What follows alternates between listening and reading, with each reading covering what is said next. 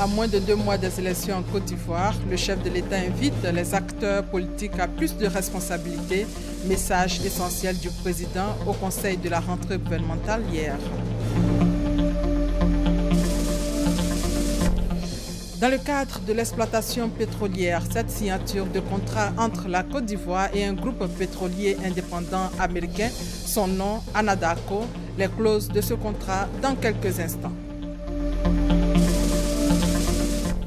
En Europe, cette image devient le symbole du drame des migrants. La photo du corps sans vie d'un petit garçon syrien de 3 ans, mort noyé sur une plage turque, choque l'opinion.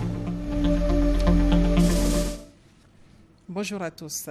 Le dialogue politique, les élections, des sujets au centre de la rentrée gouvernementale hier. Après 2 semaines de vacances, les membres du gouvernement ont retrouvé hier la salle des conseils de ministres, réunion présidée par le chef de l'État. La synthèse avec Jérôme Kofi Abolin.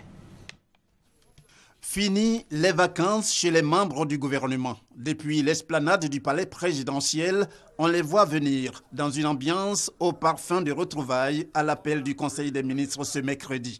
Visiblement heureux de se retrouver donc, c'est avec la plénitude qu'on leur connaît que les ministres ainsi que le président de la République Alassane Ouattara, autour de la table, ont passé au crible tous les dossiers, même ceux en attente, en raison des congés qui viennent justement de s'achever.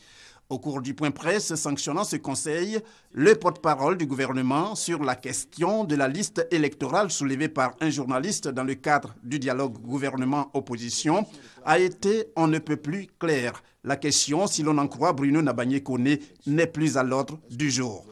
Un cadre permanent de dialogue a été mis en place par le chef de l'État qui confirme justement sa volonté de discuter avec l'opposition. Un ministre d'État, ancien Premier ministre, est chargé exclusivement de la conduite de ce programme de discussion avec l'opposition. Donc, c'est vous dire à quel niveau le président met ce sujet-là. S'il s'agit des listes électorales, vous savez très bien qu'aujourd'hui, ce n'est plus un sujet qui est discutable. S'il s'agit de la CEI, ce n'est plus un sujet qui est discutable aujourd'hui. Toutefois, pour ce qui est de l'élection présidentielle, il n'y a pas d'inquiétude à se faire.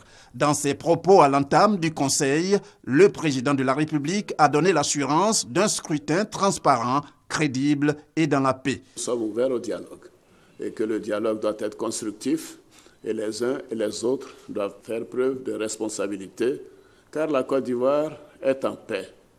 Elle a besoin de paix. Nos concitoyens ont été traumatisés par ce qui s'est passé donc, il y a quelques années, en 2010, et personne ne veut revenir sur cette manière de faire. Et je constate d'ailleurs que la dernière élection s'est bien déroulée avec la commission électorale indépendante, au premier tour comme au deuxième tour.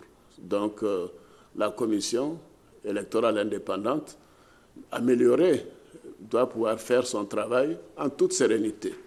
Et je répète que cette commission a tout mon soutien. Mais nous devons faire en sorte que tous soient traités de manière équitable.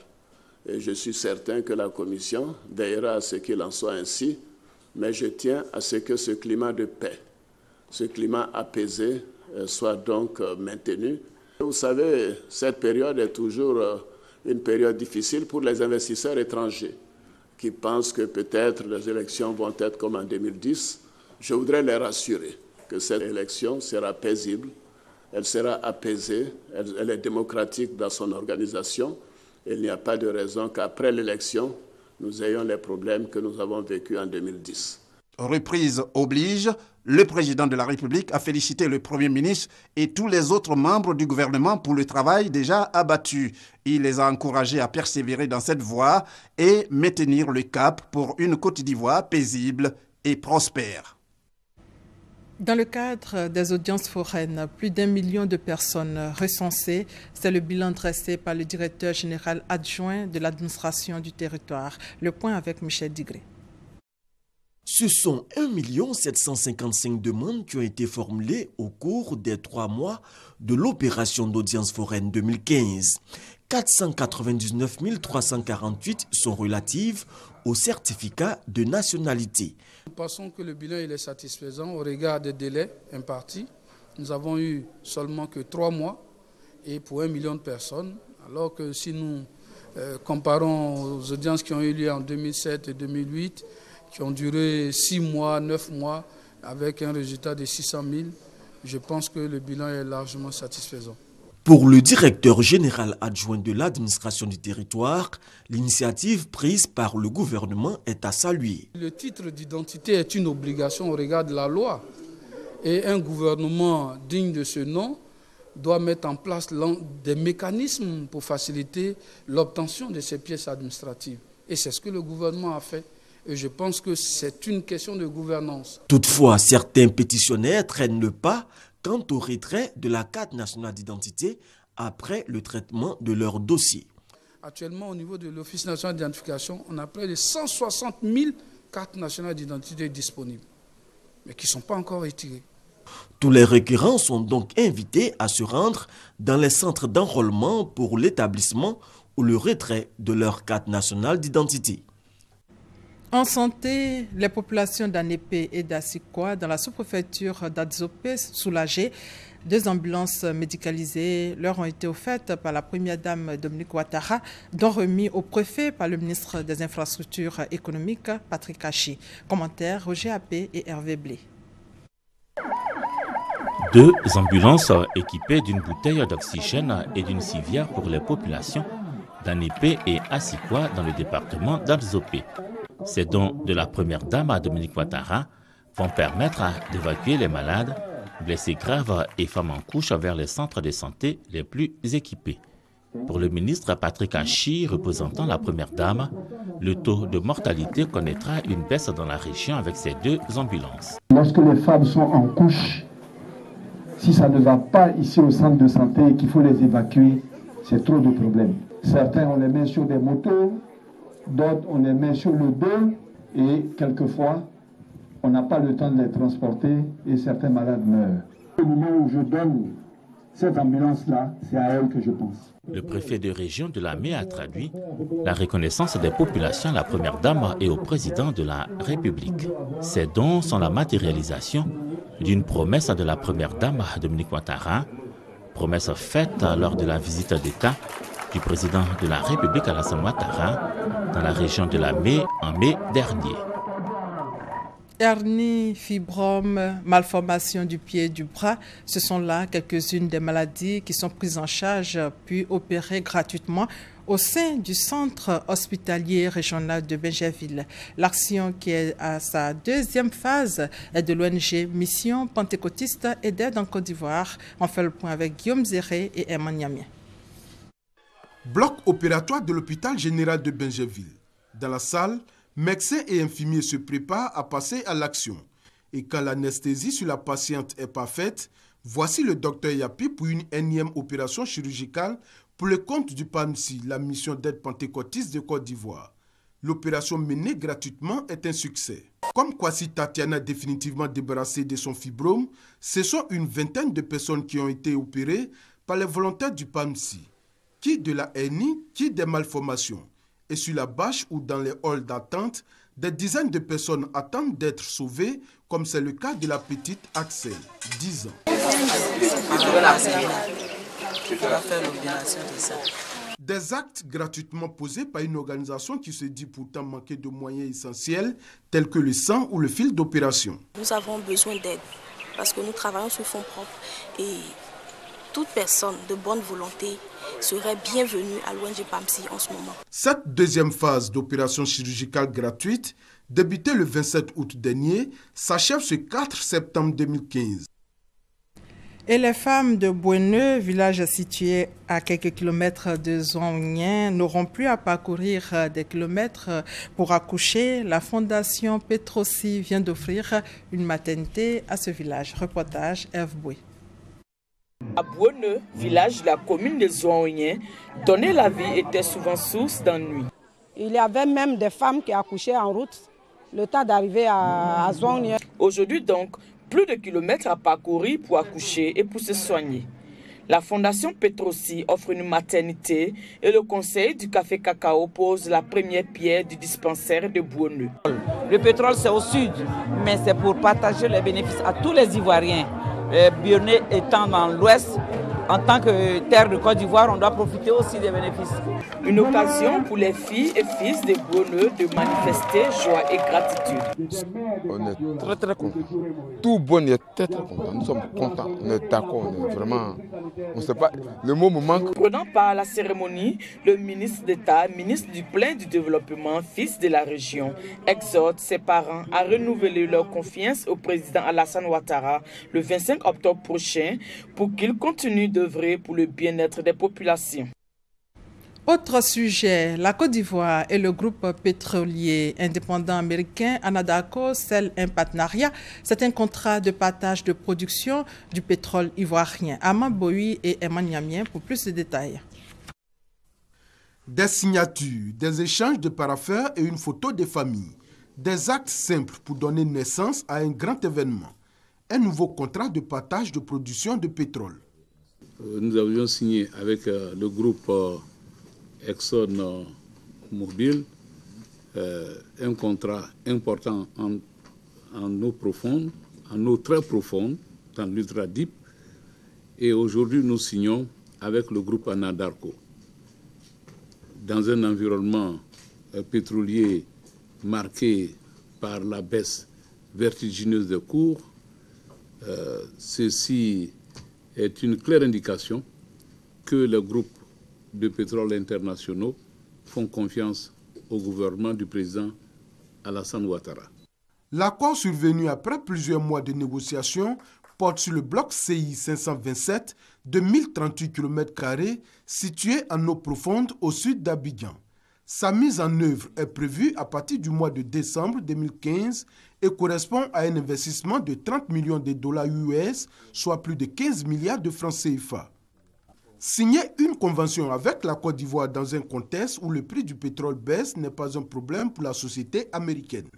We've signed this agreement because we always look to the future. Quelques petits soucis techniques, mais nous poursuivons ce journal. Entreprendre en Côte d'Ivoire est la 4e étape de la caravane du Centre de promotion des investissements en Côte d'Ivoire, le CPC. Alors, l'étape de Dabo et de Jacquesville marque la fin de cette caravane qui sensibilise les populations sur les nouvelles réformes mises en œuvre pour l'amélioration du climat des affaires. Lassine Bakayoko et Adama Kone. Nécessaires au développement économique, les entreprises nouvelles ne sont pas assez nombreuses aujourd'hui pour peser considérablement dans la vie sociale en Côte d'Ivoire. Il faut donc susciter des vocations pour avoir de nouveaux entrepreneurs, ce pour disposer d'un vivier de nouvelles pousses dans la création d'entreprises. C'est pour cette raison que le Centre de promotion des investissements en Côte d'Ivoire, CPC, est venu rencontrer les populations des grands ponts, en l'occurrence celles de Grand Laou, Dabou et Jacquesville. Nous voyons qu'il y a beaucoup d'informations qu'ils ne savent pas. Et il y a une nécessité, nous pensons, d'informer, il y a une nécessité de vulgariser, il y a une nécessité d'amener les gens à prendre conscience du rôle qu'ils doivent jouer dans cette quête à l'émergence dans laquelle le gouvernement s'est engagé. Cette caravane dénommée Entreprendre en Côte d'Ivoire, 4e étape à travers tout le pays, a mis en lumière les opportunités offertes par la région, réputée favorable au tourisme, à l'industrie et aux activités de pêche. Au regard des avantages du nouveau code des investissements mis en place en 2012, le jeu en vaut la chandelle. Avec ces données au jour d'aujourd'hui, on a plus de difficultés pour créer une entreprise. J'insiste là-dessus pour que la jeunesse s'intéresse plutôt qu'à l'entrepreneuriat qui vous fait déjà un chef d'entreprise, qui vous fait déjà un créateur d'emplois et non pas chercheur d'emploi. Message reçu 5 sur 5 par une jeunesse désormais bien au fait de ses propres lacunes et surtout consciente que son avenir se jouera sur le terrain de l'auto-emploi. Nous les jeunes, on n'est pas formés sur certaines choses, souvent on se perd dans ce qu'on veut faire. En tout cas, l'initiative du CPC est la bienvenue. La région des Grands Ponts est caractérisée par une forte activité de production et de commercialisation d'attiqués, de tubercules, de coco et de produits halieutiques. À Bouaké, le club économie de l'université Alassane Ouattara a organisé une conférence sur le thème économie et employabilité. Il s'agit de permettre aux étudiants de découvrir les opportunités d'emploi que leur offre cette filière. Reportage Ouattara Djeneba, commentaire Amadou Walter. La filière économie est-elle pourvoyeuse d'emplois? La réponse, c'est oui, selon Christian Da, spécialiste en économie et développement. Face aux étudiants en économie de l'université Alassane Ouattara, le conférencier a expliqué que l'économie n'est pas uniquement une discipline d'enseignement. Elle contribue par-dessus tout à l'insertion socio-professionnelle puisqu'offrant toujours, selon le conférencier, des débouchés dans tous les secteurs d'activité. Autant d'explications qui achèvent de convaincre les étudiants sur le lien entre économie et employabilité. Nous sommes dans un système LMD. Ce système répond aussi à l'employabilité des jeunes. Nous avons voulu initier cette activité en vue de pouvoir amener non seulement nos étudiants qui épousant l'idée de la filière économie, mais à savoir aussi être aussi à s'acquérir tous les outils qu'il faut afin qu'ils soient répondant aussi aux critères du marché aussi de l'emploi. En licence 2 déjà, les étudiants se posent assez de questions pour pouvoir s'orienter. Eux tous vont aller en gestion. Sous prétexte qu'en économie, il n'y a pas de débouché. Quand tu vas en économie, tu dois aller jusqu'au doctorat forcément pour pouvoir avoir un travail. Je pense que ces gens de conférences vont permettre aux étudiants inscrits régulièrement en licence 1 et licence 2 de pouvoir faire un choix qui sera vraiment très sûr d'eux-mêmes pour pouvoir avancer dans leur carrière universitaire. Le club économie de l'université Alassane Ouattara existe depuis 1994. C'est une plateforme tripartite, étudiants, enseignants et chefs d'entreprise pour promouvoir les sciences économiques.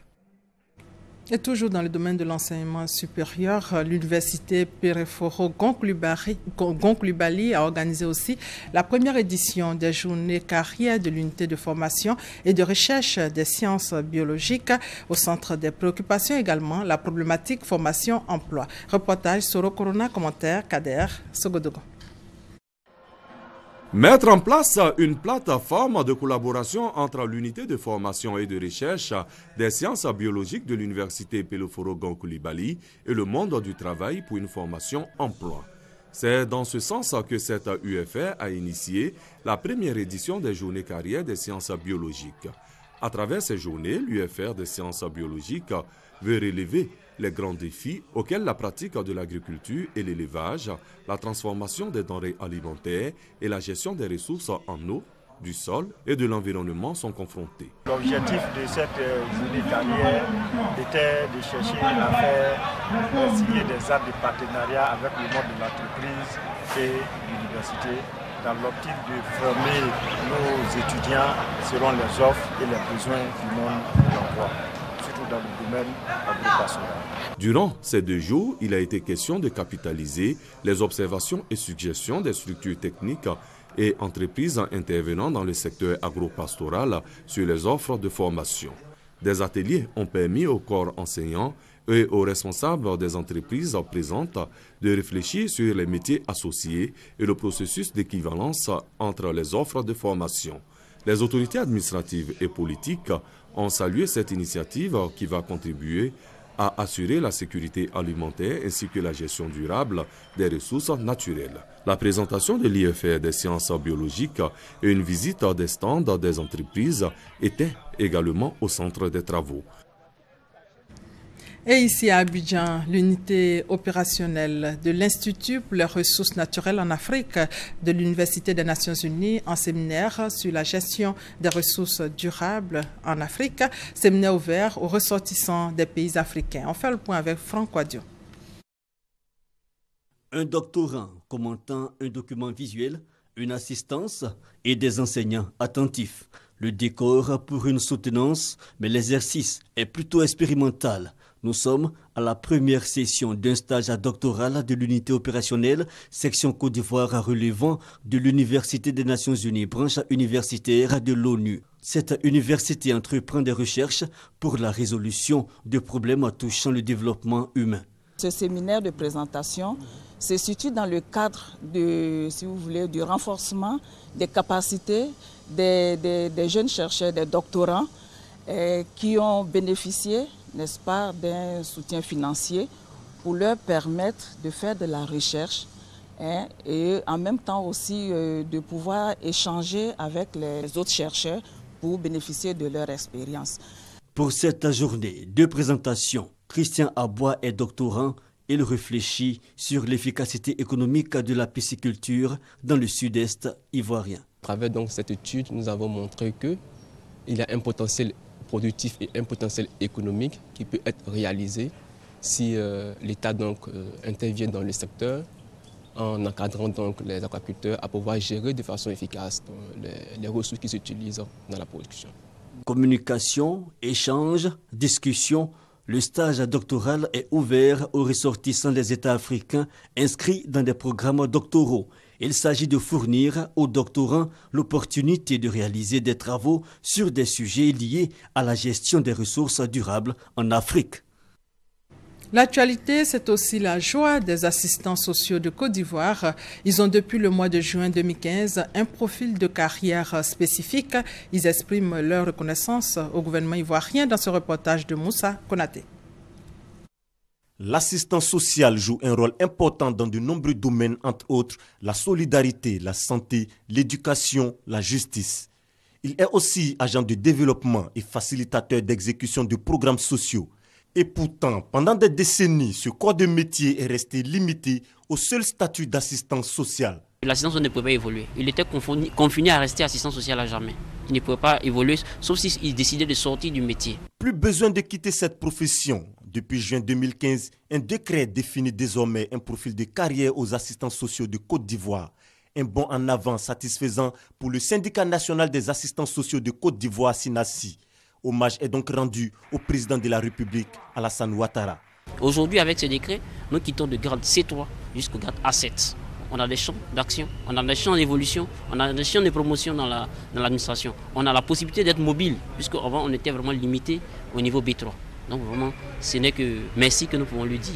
Vraiment grand merci au chef de l'État. Ils se sont levés pour reconnaître ce que le chef de l'État a fait pour eux. Et le chef de l'État nous a envoyé ce matin pour leur dire merci et écouter aussi leurs préoccupations compte tenu de ce qui les représente pour la nation, pour les Ivoiriens, dans leur vie de tous les jours, dans leur profession. Mais nous retenons aussi leur engagement à accompagner le chef de l'État pour poursuivre sa mission.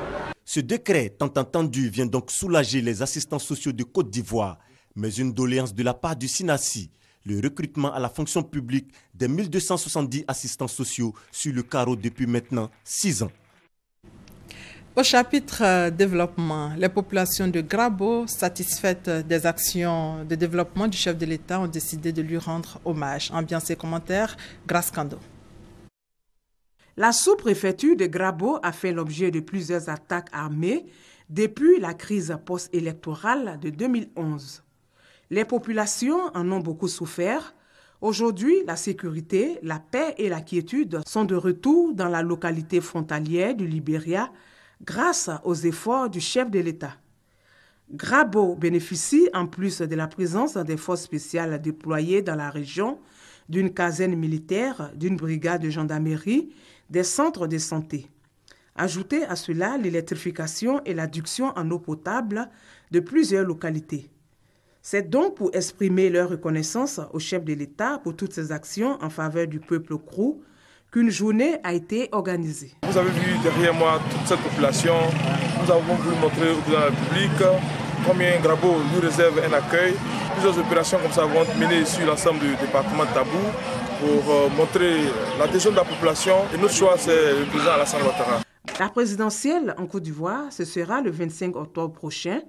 Les populations de Grabo ont été appelées à y participer massivement. Les villages de Ngbekro et Zata qui viennent de bénéficier aussi de plusieurs infrastructures, c'est dans le département de Yamsokro, projet initié depuis 18 mois par la Banque africaine de développement avec l'appui technique de la Corée du Sud. Reportage Kwadjo Kwame. À Ngbekro, une retenue d'eau, un logement d'instituteurs, un centre de santé, 3 salles de classe, 12 latrines, une structure de microfinance, le tout évalué à 100 millions de francs CFA. Situé à 20 km de Yamoussoukro, Zata a bénéficié d'un foyer polyvalent construit dans le cadre de ce projet. Un jardin d'enfants, un marché couvert, des logements d'instituteurs estimés à 100 millions de francs. Ces infrastructures ont été choisies par les populations bénéficiaires pour leurs besoins spécifiques et pour la modernisation de leur village afin d'améliorer leurs conditions de vie. À travers le projet Simaolunda, voilà un village qui s'est renforcé.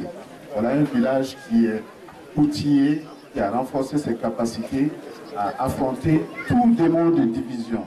Parce que vous avez compris que seule l'unité peut vous permettre d'avancer vers le développement. Nous devons transmettre les rapports aux affaires étrangères avec le service qui va nous transmettre aux affaires étrangères. Après, les affaires étrangères vont regarder et nous avons des gens pour parler avec la BAD. Parce que la BAD a eu pour mission de vulgariser le concept Simon London dans toute l'Afrique.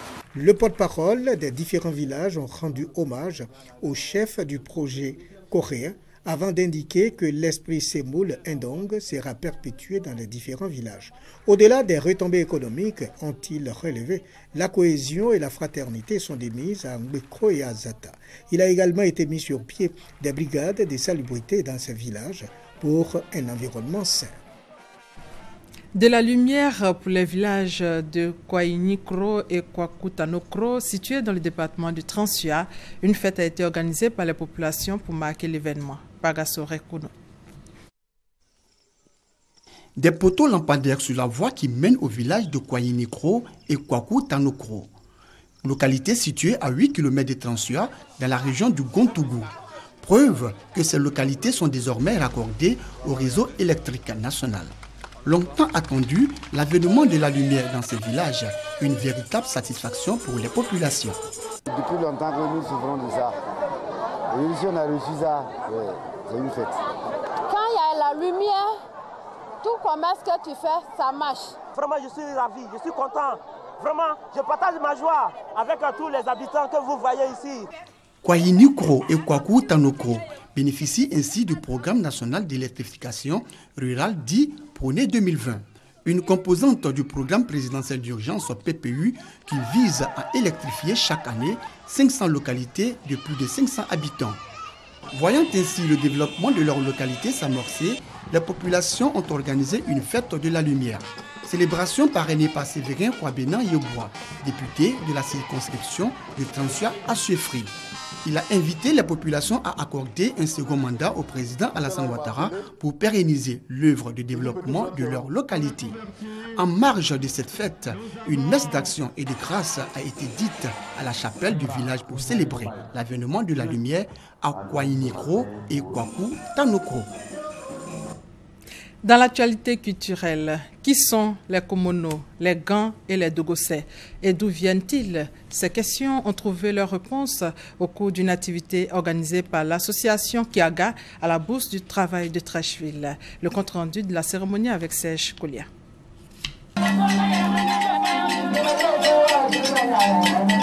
Les Komono, les Gans et les Dogosais, des ethnies minoritaires et peu connues en terre des Burnis. Ces populations, originaires du nord-est de la Côte d'Ivoire, ont décidé de faire la promotion de leur culture et de leur terroir. Essentiellement basés dans la région de Teini, précisément à Bolé, ces peuples se sont mobilisés au cours d'une cérémonie pour exprimer leur identité. Komono, Gans et Dogosais, au regard de leurs affinités ethniques, s'appelleront le groupe Bakomono. Vêtus de leurs attributs identitaires, les Bakomono ont revendiqué leur authenticité à travers des activités socioculturelles, éducatives et économiques.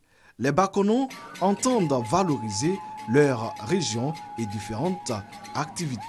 L'initiative de l'association Kiaga a enregistré la présence de plusieurs personnalités venues apporter leur soutien au peuple Bakomono. Le ministre Ibrahima Ouattara, parrain de la cérémonie, était représenté par Alioune Soumaro, son directeur de cabinet. Tous les participants ont salué cette volonté des Bakomono de revaloriser leur authenticité. Pour eux, la culture, gage de tout développement, doit être préservée par tout peuple. Hors de nos frontières, et c'est en image, au moins 4 personnes ont été tuées depuis mardi soir dans plusieurs quartiers de Bujumbura, considérés comme les hauts lieux de la contestation contre le 3e mandat du président Pierre Nkurunziza. Le bilan est incertain, mais il pourrait être extrêmement lourd. Au moins 50 soldats ougandais et somaliens de la force de l'Union africaine auraient été tués mardi lors de l'attaque de leur base du sud de la Somalie par les islamistes Shebab, selon les militaires occidentaux incorporés à la MISOM. Et en bref, Au Mali, ce drame fluvial. 19 personnes ont péri mercredi dans la région de Mopti, dans le centre du Mali, dans le naufrage de leur pinasse. Et en Malaisie, au moins 13 morts dans le naufrage d'une embarcation de migrants ce jeudi. Et sur le même sujet, la photo d'un enfant syrien mort noyé bouleverse l'Europe. L'image devient le symbole du drame des migrants. Elan Kurdi, c'est le nom du petit de 3 ans. Il a perdu la vie avec sa mère et son frère dans le naufrage d'une embarcation de migrants entre la Turquie et la Grèce. La famille des Kurdes originaires de Kobané en Syrie espérait rejoindre le Canada. Et pour terminer, le président guatémaltèque Otto Pérez, contre lequel la justice a lancé un mandat d'arrêt pour son implication présumée dans une affaire de corruption, a démissionné ce jeudi. Et c'est la fin de ce 13h. On se retrouve demain à la même heure. Merci de votre fidélité.